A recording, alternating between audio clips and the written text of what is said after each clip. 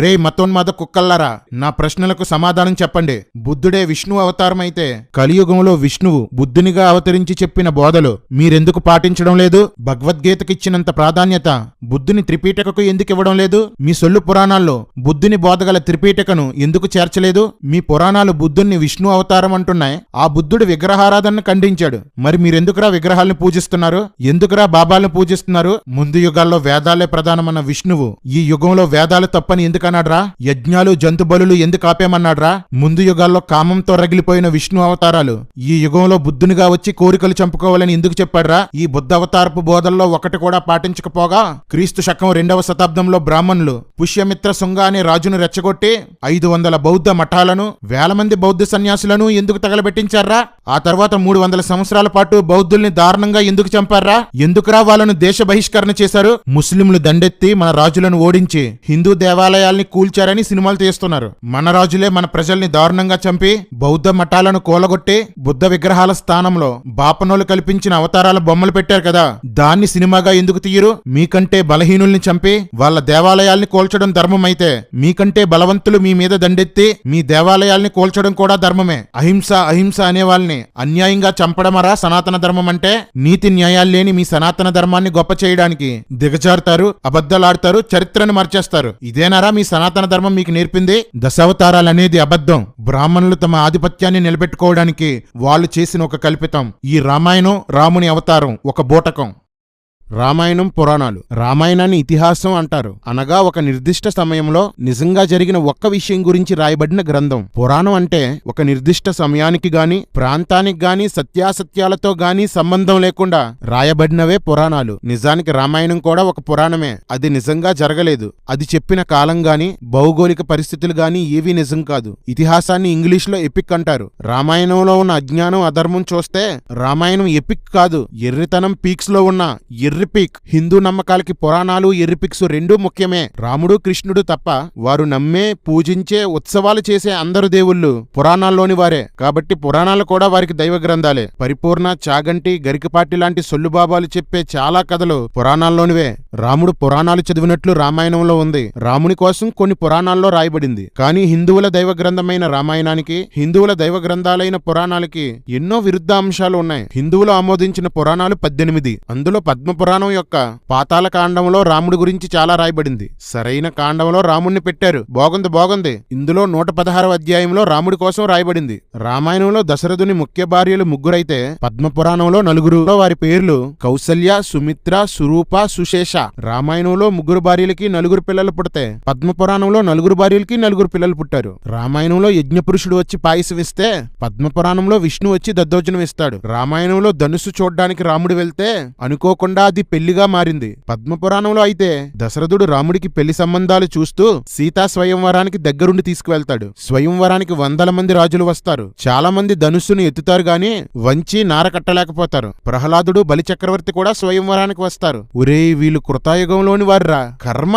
రామాయణంలో వివాహ సమయానికి సీత వయసు 6 సంవత్సరాలు. కాని పద్మపురాణంలో సీతకు అప్పటికే వక్షోజాలు బాగా పొంగి ఎంతో అందంగా ఉందట. 6వ సంవత్సరంలో వక్షోజాలు పొంగడం ఏంట్రా? సనాతన ధర్మం కదా, వక్షోజాలు ములిపించేస్తారా మీరు? రాముడు ధనుస్సును విరిచాడు అని రామాయణం చెప్తే ధనుస్సుకు తాడు కట్టి లాగాడు అని పద్మపురాణం చెప్తుంది. ఇంకా చాలా దారుణాలు ఉన్నాయి గాని ఒక్కటి మాత్రం చెప్పాలి. పద్మపురాణం ప్రకారం వానరులతో సముద్రం దాటడానికి రాముడి సేతు కట్టలేదు. సముద్రం ఎలా దాటాలని శివుడికి ప్రార్థన చేస్తే శివుడు వచ్చి పెద్ద ధనుస్సు ఒకటి ఇచ్చాడట. దాన్ని సముద్రం మీద వేసి కోట్ల మంది వానరులతో దాని మీద ప్రయాణం చేసి లంకకు చేరారట.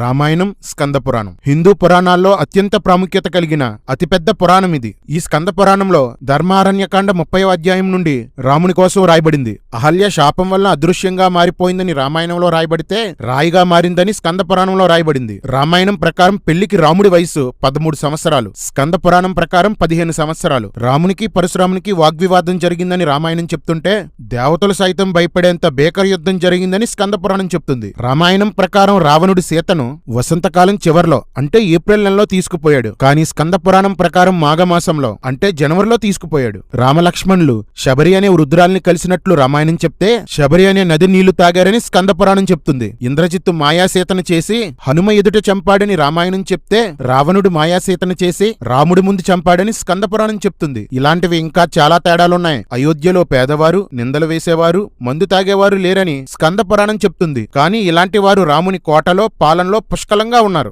రామాయణం, మహాభారతం, భారతం కూడా ఇతిహాసమే. మహాభారతం వనపర్వం 18వ అధ్యాయంలో రాముని గురించి రాయబడింది. అంటే ఒక ఎర్రిపిక్ ఇంకొక ఎర్రిపిక్ కోసం చెప్తుందన్నమాట.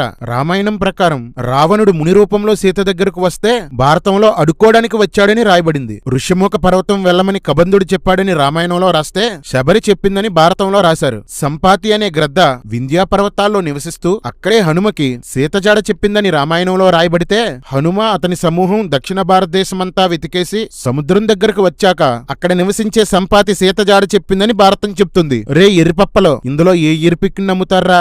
ఎపిక్ అంట ఎపిక్. రామాయణం శివమహాపురాణం. శివమహాపురాణం రుద్ర సంహిత సతిఖండంలో రాముని కోసం రాయబడింది. అప్పుడే రావణుడు సీతను తీసుకుపోయాడు. రామలక్ష్మణులకు ఏ సమాచారం తెలియక అడవిలో వెతకడం ప్రారంభించారు. ఆ సందర్భంలో వారికి జటాయువు కనిపించిందని రామాయణం చెప్తుంది. జటాయువు కంటే ముందు శివపార్వతులు అదే అరణ్యంలో సరదాగా తిరుగుతుంటే రాముణ్ణి చూశారని, రాముని దగ్గరకు పార్వతి సీతాదేవి రూపంలో వెళ్లి కనిపించిందని శివపురాణం చెప్తుంది. అప్పుడు రాముడు ఆమె పార్వతి అని వెంటనే గుర్తుపట్టేశాడట. ఇంకా నయం ఆవిడ సీతని రాముడు అనుకొని ఉంటే రాముడుకున్న కామాగ్నికి ఏం జరిగిపోయేదో ఏంటో.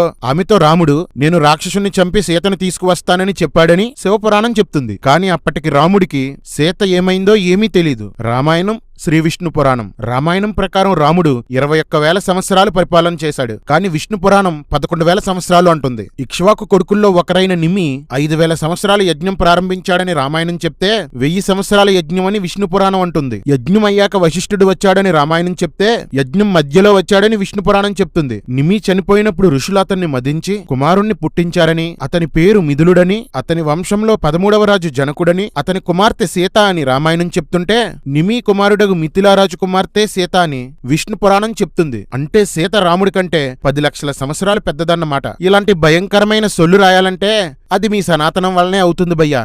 రామాయణం శ్రీమద్భాగవతం. శ్రీమద్భాగవత మహాపురాణం 9వ స్కందంలో 9-10 అధ్యాయాల్లో రాముడి కోసం రాయబడింది. రామాయణం ప్రకారం ఇక్ష్వాకు వంశంలో భగీరథుడు, అతనికి కుకుత్సుడు, అతనికి రఘుమహారాజు, అతనికి ప్రవృద్ధుడు, అతనికి 11 వంశాల తర్వాత దశరథుడు పుట్టాడని, వీరిది క్షత్రియ వంశమని రాయబడింది. కానీ హైందవుల అత్యంత ప్రధాన పురాణమైన భాగవతం ప్రకారం ఇక్ష్వాకు వంశంలో భగీరథుడు, అతనికి నాభుడు, అతనికి సౌదాసుడు పుట్టాడని రాముని వంశావళే మార్చేశారు. ఈ సౌదాసుడే రామాయణంలో ఉన్న ప్రౌరవుడు. ఇతని భార్య పేరు మదయంతి. ఈమెకు పిల్లలు లేరు. పరశురాముడు అప్పటికే క్షత్రియుల మీద కక్షతో క్షత్రియ రాజులందర్నీ చంపేశాడు. కాబట్టి ఇక్ష్వాకు వంశ కొనసాగింపు కోసం వశిష్ఠ మహర్షి ఈమెతో శారీరకంగా కలిసి గర్భవతిని చేస్తే ఆమెకు అస్మకుడు, అతనికి మూలకుడు, అతనికి దశరథుడు పుట్టాడని రాశారు. ఈ దశరథుడికి రఘురాజు, అతని వంశావళిలో మళ్ళీ ఇంకో దశరథుడు, ఆ దశరథుని వంశంలో రాముడు పుట్టాడట. అంటే భాగవతం ప్రకారం ప్రవృద్ధునితో క్షత్రియ వంశం అనేది ఆగిపోయింది. రాజులు అనే కులమే ఇక భూమి మీద లేదు. మనుస్మృతి ప్రకారం బ్రాహ్మణ పురుషుడికి క్షత్రియ స్త్రీకి పుట్టిన పిల్లలు సుతకులం. అంటే ఇప్పుడున్న క్షత్రియులు, అప్పుడు పుట్టిన దశరథుడు, రాముడు అందరూ బ్రాహ్మణుడికి పుట్టిన సంకరజాత అన్నమాట. అయ్యో, రాజుల్ని భాగవతం ఎంత మాట అనేసింది. వాళ్ళది సుతకులం అంట. అంటే వైశ్యులకి తక్కువ, శూద్రులకి ఎక్కువ. శివధనుస్సుని 5,000 మంది లాగారని రామాయణం చెప్తుంటే 300 మంది లాగారని భాగవతం చెప్తుంది. రాముడు రావణుడు రథాల మీద యుద్ధం చేసుకున్నారని రామాయణంలో రాయబడింది. రావణుడు పుష్పక విమానం పైనుండి యుద్ధం చేస్తుంటే రాముడు కింద నుండి బాణాలు వేస్తే రావణుడు కింద పడి చచ్చాడని భాగవతంలో రాయబడింది. రావణుడు చనిపోయాక రాముడు హనుమని, విభీషణుణ్ణి సీత దగ్గరకు పంపి ముస్తాబు చేసి తీసుకురమ్మన్నాడని రామాయణంలో ఉంటే రావణుడు చావగానే రాముడు అశోకవనానికి వెళ్లి సీతని చూసి ఏడ్చాడని భాగవతంలో రాయబడింది. అయోధ్యలో ఉన్న ప్రజలంతా సీతను బట్టి రాముణ్ణి నిందిస్తున్నారని భద్రుడు అనే మంత్రి రాముడికి సభలో చెప్పాడని రామాయణంలో రాయబడితే రాముడు మారువేషంలో రాజ్యంలోనికి వెళ్లి తిరుగుతుండగా ఈ మాటలు విన్నాడని భాగవతంలో రాయబడింది. ఒరేయ్ మతోన్మాద పందులు, ఆడపిచ్చి కుక్కలో, నీలం రంగులో ఏ మనిషి ఉండడు కదా, రాముడు మారువేషం ఎలా వేసుకుంటాడ్రా? రాముడు 21,000 సంవత్సరాలు పరిపాలించాడని రామాయణంలో చెప్తే 13,000 సంవత్సరాలని భాగవతం చెప్తుంది. ఇలా ఎన్నో పరస్పర విరుద్ధ విషయాలు భాగవతంలో ఉన్నాయి.